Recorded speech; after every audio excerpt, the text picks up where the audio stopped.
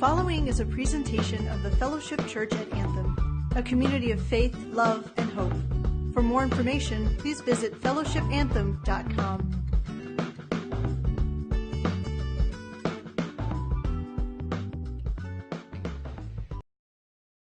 It's a great new series we start today. Thank you. It is, isn't it? Great new series we're going to start today. And I want to just give you a little introduction today. We're going to take a few weeks and unpack this little book. And I don't often do a series that's based on a specific book, but this one's based right out of this little book called The Four Agreements. And some of you are probably familiar with this. It's written by a guy named Don Miguel Ruiz. And his whole philosophy is just really about how to make your life work better, which for me, in terms of our faith background, our Christian faith background, is exactly what Jesus was about. And I know from the way I grew up, at least in my religious tradition, we were very narrow in terms of where we accepted sources of truth to come from. And it was exclusively the Bible and nothing outside of the Bible. And I've since had a sort of a shift in my understanding of where truth gets sourced from.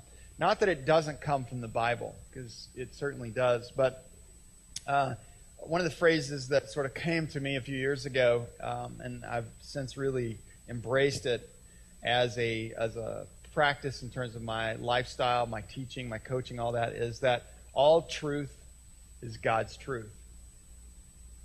All truth is God's truth. And so if I read something that someone has written that reflects truth, doesn't mean that I necessarily buy into all of it, but I buy pieces of it and I own that for where I am in my part of the journey. And sometimes we read things that as Christians we might look at the Bible and go, well, that's a conflict with what I believe God is speaking in the Bible. It doesn't mean that everything that person says or writes is necessarily untrue. We just might disagree with a portion of it. There's many days when when my wife says something to me that I got to be honest, I just don't agree with. But I'm still hanging on to her, and she's hanging on to me. And so it doesn't mean we throw everything out, thank goodness, because in our relationships we can choose bits and pieces of what we believe we hear coming from certain sources. And there's certainly have been times in my journey as well where what I heard someone say, for example, 20 years ago and rejected as not being true or accurate or real, I look at now and I go, you know what, that makes total sense to me. I believe that now, or I understand that now. So this is a little book, and if you can get it on Amazon or Barnes & Noble, or if they're still open. Are they still open? Yeah, okay, I don't know. But anyway, you can get it on Amazon. You can download it to your e-reader or whatever, but I'm going to be going through this for the next 4 weeks, and it might be a good companion for you because I'll be using a lot of what's written in this book to sort of frame our conversations on Sunday. So here's the premise of the book, and I think we all understand this. And we've been talking about this for a couple of years of fellowship, and that is that we have certain systems of belief that are core to who we are, and those belief systems ultimately shape the way we act and the way we behave. And if we're going to change the way we act and behave, if we're going to change the reality of our existence today, we have to start all the way back to the source of those belief systems, which is the way that we think. We've come to believe certain things because of the way we think. And so Ruiz says that those thinking systems and believing systems are agreements. They're ideas that we've come to believe or agree with about ourselves. So think of those four agreements as four belief systems.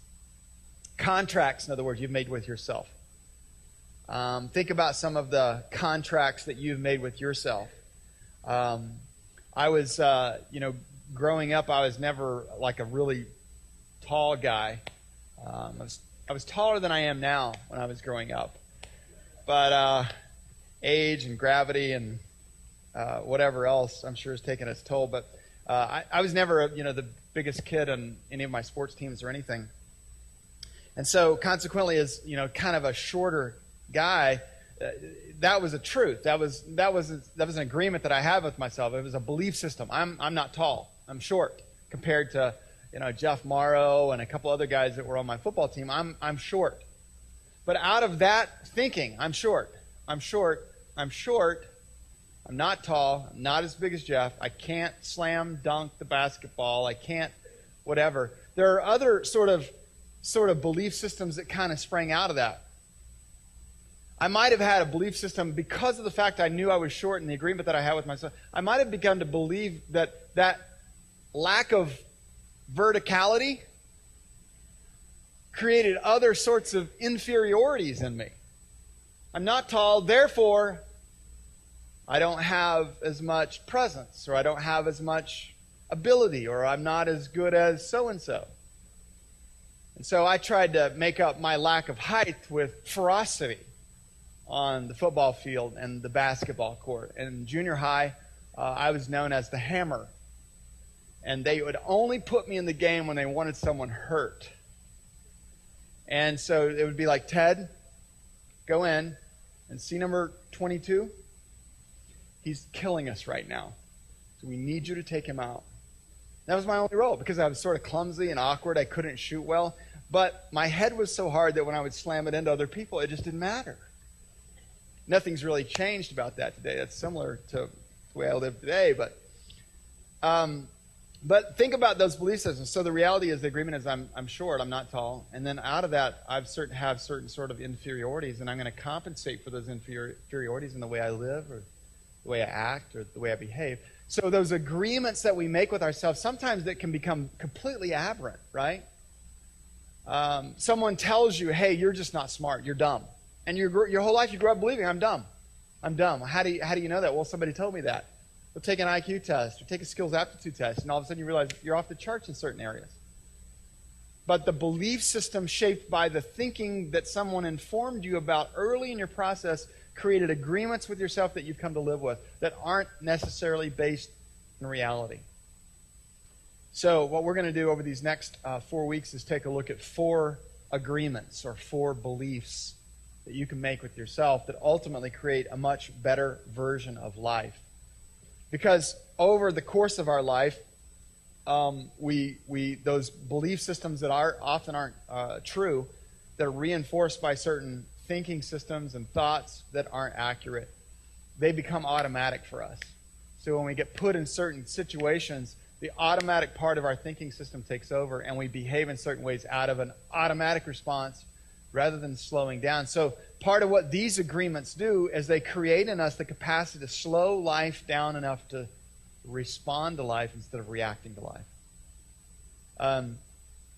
This is a little bit of a gross story, but that's common here. So I grew up in Oklahoma, and growing up in Oklahoma, there's certain things you do just to be culturally appropriate. You eat beef, you ride around in pickup trucks, and oftentimes you chew tobacco and dip snuff. And growing up, it was completely, a part of our culture to dip snuff. And my great-grandmother was a snuff dipper. And this is back in the days when, they had these little silver tins, and they'd put the spoon in the tin and, put it right in the lip. And great-grandmother was a dipper. And it was always fun going to see her, because you knew a kiss was going to be more than a kiss with great-grandmother. And to get a little extra. And so growing up in a culture like that where people dip snuff, they put it in their cheek, and if you've never done that before, I'm sure none of you ever have, but if you've never done it, you sort of suck around on it until it's gone, you spit periodically, and then when it's gone, you sweep your lip with your finger, and all of that tobacco comes out in a nice little ball. And it was very common, like in high school and sports teams or whatever, that when you were done with your dip, you swept your lip, and you would say to your friend, hey, catch, and you would throw it to your friend. And because our brains are on autopilot so much of the time, when someone said to you, hey, Ted, you turn around, catch, and they're throwing it, at that time it's too late not to catch it. Because of the way our brains just go on autopilot. So what happens if we take the bad belief systems that automatically run our life and we replace those with agreements that are positive and that are powerful? What does it look like for us to to be intentional with our thoughts that are healthy, that are true, that are based in reality, that ultimately come to supplant old systems of belief about ourselves that maybe aren't running our life properly, and that then give our life a new rail to run on. So let me give you a quick overview of these 4 agreements, and then we're going to dive into one every week for the next few weeks. So here's the first one. Be impeccable with your words. Be impeccable with your words. Is that misspelled? And I'm not sure. If it is, I take personal responsibility for it. Be impeccable with your words.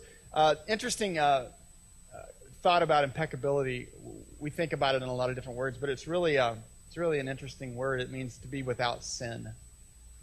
To be without sin in your words. Now, in religious context, we automatically think of sin as being doing evil, right? So he sinned or she sinned. Oh, that means they did evil. But the real meaning of the word impeccable or sin comes from that word peccador or peccatos. It means to miss the mark. So the images of a bow and arrow, and he's aiming for the bullseye, but he's just slightly outside of the bullseye. He just missed the mark. And in our religious context, over centuries of trying to keep people in line and make them believe certain things and act in certain ways and using powerful forms of guilt and manipulation and all that, we tend to take people and go, okay, if you're sinning, if you're doing evil, God's going to judge you, he's going to condemn you, and he's going to send you to hell, and it might just be today. So be ready. And a careful examination of what sin represents, it's really not about intentionally doing evil in the world. It's just about missing the mark. It's about missing the best. It's about missing the target, the bullseye.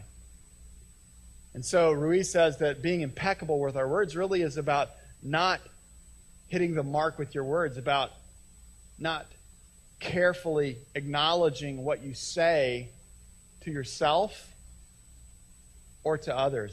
He talks about it being true to yourself. Listen to the words of Proverbs. Here's a great passage of Scripture for us. Your tongue has the power of life and death. Your tongue has the power of life and death. Is that like a present reality for you?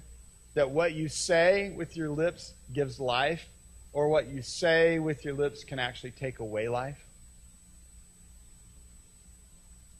In the tongue is the power to create and is the power to kill. Within your tongue, with the words that you say, whether those words are externalized out of your body and into the environments that you live, or whether they're just internalized, the words that you say to yourself about yourself, or about others even, can often be a source of missing the mark. They can be sin. It can be moving off target. And so, your tongue has the power of life and death. What if we took time to examine everything that came out of our mouth?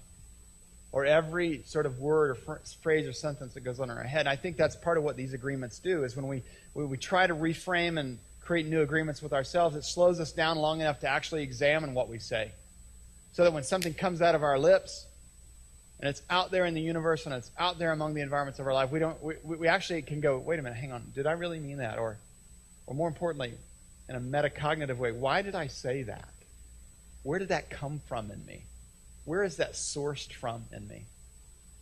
Look at the back half of this passage of Scripture. Those who love to talk will eat the fruit of their words. In other words, we're constantly sowing what we will be generating in our life. So you take people who are constantly negative in their life, and guess what? Their life just perpetuates negativity all their whole life long. We look at people who live a positive, healthy affect in life, and you go, well, why is that? And they're always happy. Well, maybe it's because they've created that for their life with the words that they say externally and the words that they say internally. So, being impeccable with our words. We'll talk about this scripture a little more in detail. Look at this passage in John chapter 1. This is a great passage, really referencing Jesus and his reality. In the beginning, the Word was already here. The Word was with God, and the Word was God. He was with God in the beginning. the Word became a human being, and he made his home with us. We have seen his glory. It is the glory of the one and only Son. He came from the Father, and he was full of grace and truth. That's why Paul later says in the New Testament that our words should be seasoned with grace and with truth.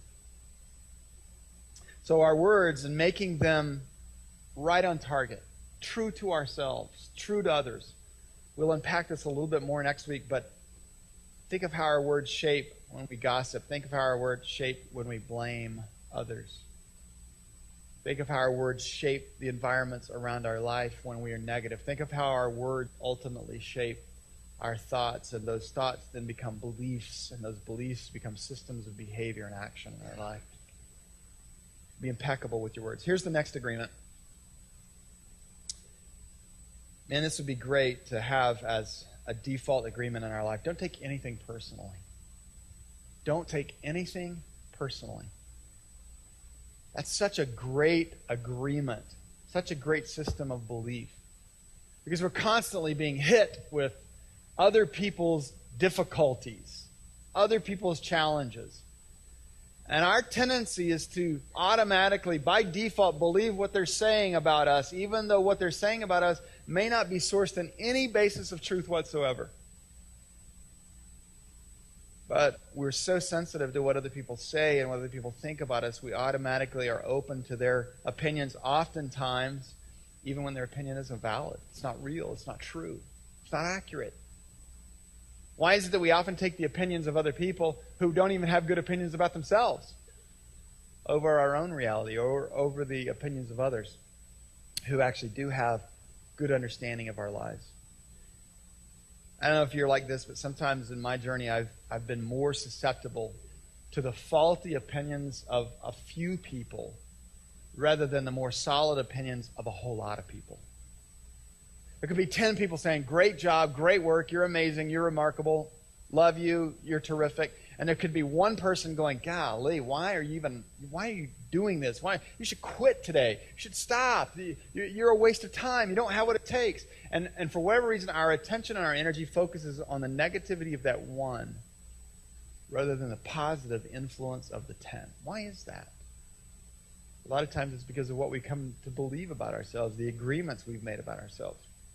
Here's a great statement that we'll talk about next couple weeks. Luke chapter 6, do not judge others and you will not be judged.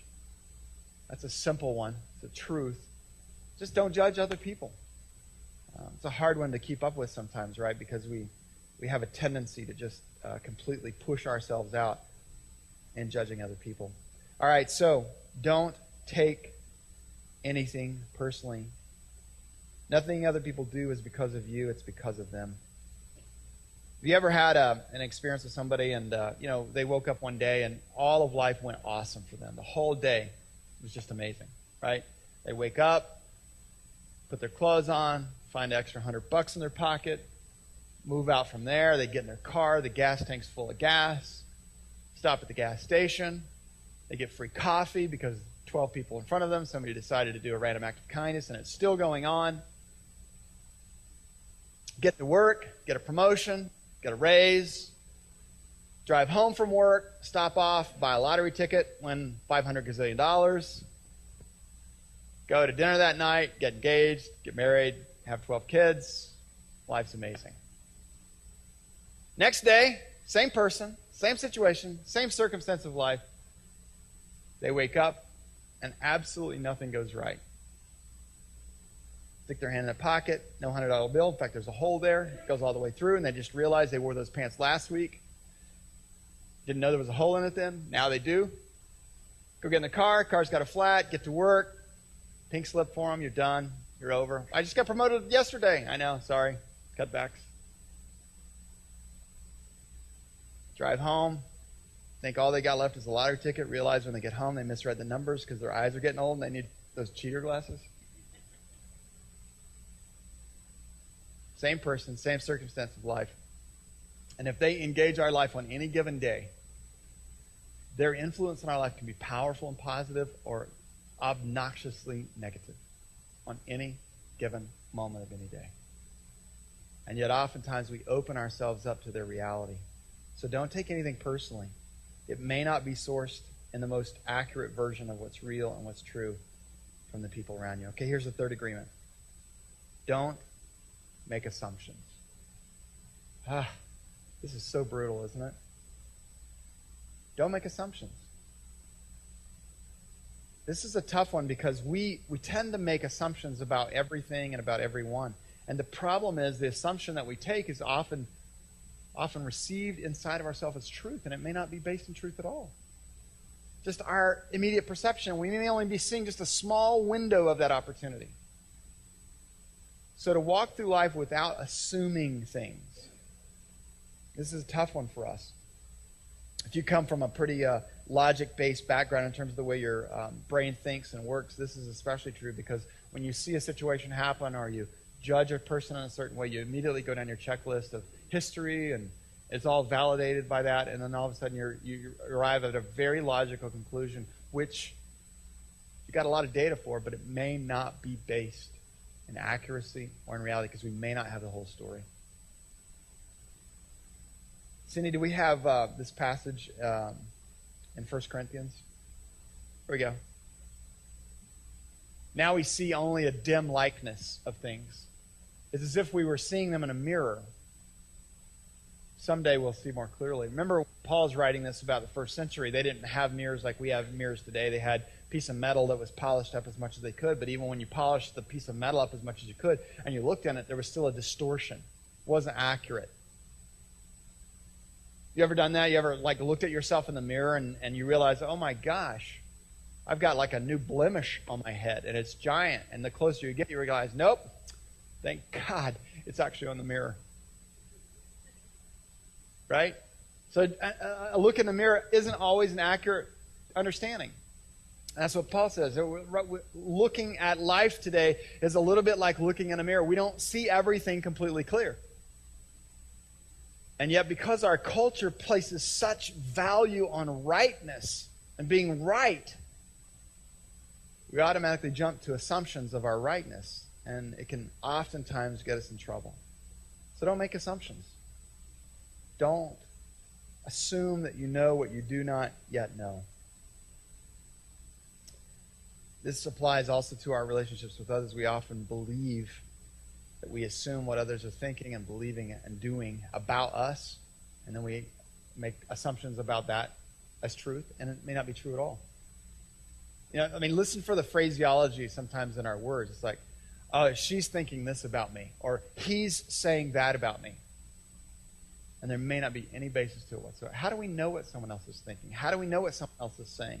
Oftentimes we have no basis for it all.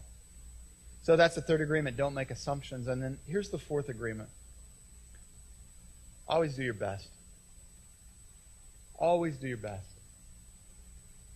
Great passage of Scripture in Colossians chapter 3. Whatever work you do it with all your heart. It's just a great piece of truth. Whatever work you do, just do it with all your heart. Apply all of the energy of your life to whatever it is you're doing. Planting flowers, dusting fake flowers, working on big problems of the universe, healing hearts, healing bodies. Whatever your work is, working with your kids, working with your relationships, reading a book, trying to grow, whatever work you are doing, apply your best energy to it. Give it your best. Always do your best. So these four agreements are a great foundation from which you live your life. And as you can see, even though Miguel Ruiz didn't necessarily write this book from a biblical perspective, all of these truths are reflected in the teachings of Scripture, the teachings of Jesus. And they really provide for us a great foundation that makes our life work better. Being impeccable with our words, being accurate, on target, on the mark with what we say, in our head and out of our head. Not taking anything personally, not being constantly offended by what other people say or what we think they say. Don't assume anything. Don't apply an assumption to someone that may not be based in any sense of reality whatsoever. And then always do your best. Those four agreements create a system of living that actually makes our life function a lot better. So let me give you a couple pieces of wisdom. Some of you I know may grab this book today and begin to read along with me. Here's some wisdom for the journey. If you commit yourself to walking out these 4 agreements, if today you sit down and take some time to reflect and go, you know what, I'm going to try to move forward with my life and always being on target with my words, always being impeccable. I'm going to say what I mean. I'm going to do what I say I'm going to do. I'm not going to gossip. I'm not going to blame other people. I'm not going to speak negatively. I'm going to be on target with my words. Here's what I can guarantee will happen. You will not be 100% consistent. Sometimes when I'm trying to embrace a new habit in my life, I'll throw it out to a couple people that I want to observe my behavior to make sure I'm toeing the mark, right? It's like if I've noticed a bad, phrase that keeps coming up in my thinking or my speaking, sometimes I'll say, hey, will you tell me if I say this again? Because I'm trying not to say this like this anymore, so help me see it when I do. And painful when they call it out. It's like, hey, by the way, you just said that. I'm like, I did not. Oh, you're right, I did. You're never going to be 100% consistent. So don't expect that if you make this agreement with yourself today to being impeccable with your words, and you make an agreement today with yourself to not take things personally, you make an agreement to not assume, and you make an agreement, you're going to fail. Nobody's 100% perfect. And if you create the expectation for yourself that you're going to nail it every single time, you're going to be disappointed. So realize you're not going to be 100% consistent. Don't create that bad expectation for yourself. Number 2, watch out for internal sabotage. And this thing, it beats us up a lot. When we apply the deep parts of our heart to personal growth and change, there are things that go on inside of our mind subconsciously that can create sabotage for us and actually sink our ship. Think about it. How many times have you woken up and said, you know what, I got to change my life? Could be I got to change my diet. I'm going to start eating clean, or I'm going to start working out, or I'm going to start doing, I'm going to start a new habit that's going to make my life better. And somewhere in the immediate future of all of that, something completely blows up. Right? I'm going to start working out every day, and you go for a run, and you fall down, and you fall in a cactus, and then it's a sad mess. You're like, forget it. I'm never working out again the rest of my life. Well, that's our internal sabotage. Sometimes our mind says, listen, that change that you want to embrace for your life is going to be very painful, and so painful that I'm not going to let you do it, because I'd rather keep you comfortable than let you go through the pain of having to walk through that. So you know what? I'm gonna scare you with some destructive moment in your life, and hopefully you'll come back to a quiet place of comfortability. Sabotage works like that in our mind. Anytime you embrace change, there's going to be something happen that's going to test your mettle and determine, are you serious about changing? Are you really going to be true? Are you really going to walk forward with these new habits? Or are you going to shrink back because the pain's so intense, you're like, forget it. It's too hard. So watch out for internal sabotage. You'll know it when it happens, I promise you. Some of you are going to leave here today and you're going to be like, I'm not going to judge anybody anymore. Not doing it. Not taking things personally, not going to assume anything, I'm not going to do it. And when you leave, you're going to have like 5 texts from that person who absolutely drives you nuts, and it's going to be nonstop judgment against yourself, and then you're just going to blow. I can't believe he would say that. I can't believe they would do that. And you're going to blow. And then as you drive out of the parking lot, you're going to be like, hang on a second. Hang on. Something's trying to sabotage my change, my commitment to change. So be ready for it. Be ready for it. And then just remember, embracing new habits of life, it requires practice. You can't just say, hey, I'm going to do my best in everything, and then all of a sudden, every single thing you do reflects your best. You can't just say, I'm not going to judge anymore, I'm not going to assume anymore, and then all of a sudden, you got to practice it.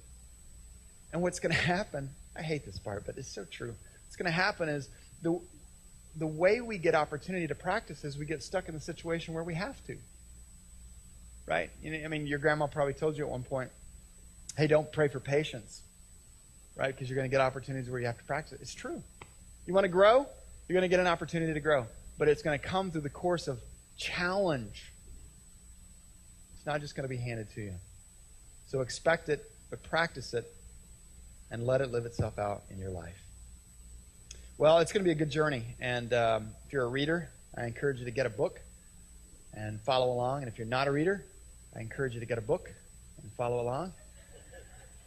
It'd be good practice for you. I know some of you like it. You like to listen to it on audio. I think this book's probably also available on audio. You can pick it up on Audible.com or a couple other of those Audible book sources. But it'd be a great journey for us over the next 4 weeks. And I believe that these agreements with ourselves, these commitments that we make to ourselves, have the power to reshape the foundation from which we live our lives. And this is a journey that we've been on, guys, for a while now, and it's going to continue to be reflected in the way that we think, believe, and consequently live. Well, as we move forward into this next week, some good opportunities for us to engage making the world better. You heard about HOTS today, and I'm thankful for that. I also want to let you know today that we lost a friend here at Fellowship this past week. Some of you know a familiar face around Fellowship, John Thomas. And he passed away this past weekend. And I would ask you to pray for his family as they mourn his loss. And I will give you any details about service arrangements for him over the course of the next few days. So you can watch your email for that. But he will be missed here. He was a good servant. Thankful for his time and his energy and his heart invested in Fellowship Church. And we hurt and mourn his loss with his family today and with our church family. So say some prayers for them. It's a difficult moment in their journey. Well, I'm grateful for the way that our church rallies around people in need. And this is one of those moments where we will do that for his family and for lots of people that are hurting out there. Some of them we don't even know we're going to meet yet, but they're going to come across your path tomorrow. And we got to be ready. Part of our readiness is about embracing habits that change us into better people, living in a way that reflects good health, personal growth, and makes us better people in the world. So I invite you along that journey with me.